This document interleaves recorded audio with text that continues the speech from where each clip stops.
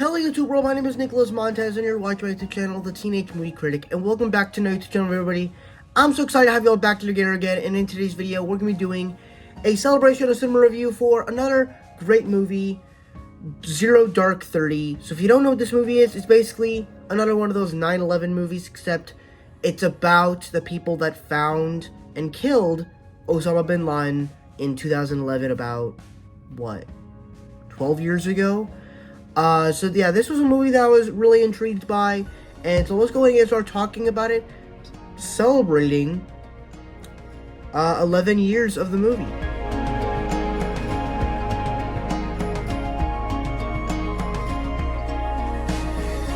And the best thing when it comes to this movie with the story is I just love the way that the story is constructed. The movie opens and it has all of the little calls that were shouted out through 9/11, through the airplanes and the last phone calls, and then it shows as you have this interrogator guy trying to interrogate where to find these guys that are connected to Osama bin Laden, and it really works. As the whole point of the movie is to trying to find Osama bin Laden.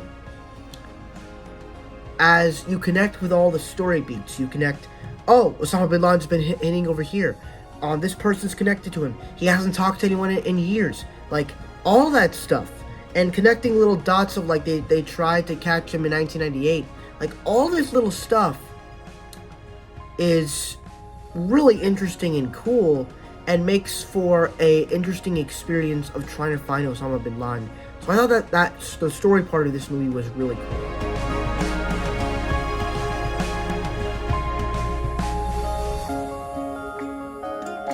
Another great part about this movie was, of course, the characters. I mean, obviously, there's not too much in depth with them. Obviously, Jessica Chastain is great in this movie, as she plays the one that is tasked to find Osama bin Laden. And honestly, she's probably the best written character of the film, as I love in the way the film ends, as she gets when you get to the end and she gets on the plane and the guy asks, "Where do you want to go?" And she's about to go back to the US, but she's now in tears because America's finally saved. That's what my interpretation of the film, of the ending was. But you also got the interrogator guy, which is also a really, he does great at this acting job, that can interrogate people. I thought that was really cool.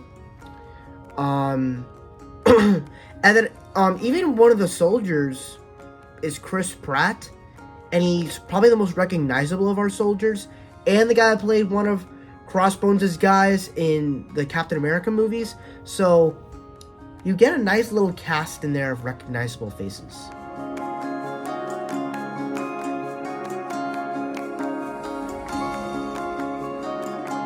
And the last thing we'll talk about here is, of course, the intensity of it all.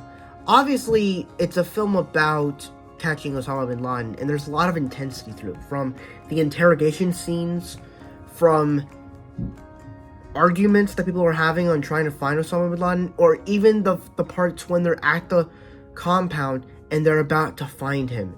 All of it works, and it builds up to the intensity, while at the same time, and you feel that calmness when he's finally dead, which is kind of something weird to think about. But yeah, so I loved Zero Dark 30. Go watch it. If you want to watch a 9/11 movie or something like that, go watch this film. It's great. That's pretty much it. Thank you guys so much for watching. I really hope you enjoyed. Don't forget to like, comment, and subscribe. All my social media stuff is in the section over there. And I'll see you guys in the next video. Bye-bye.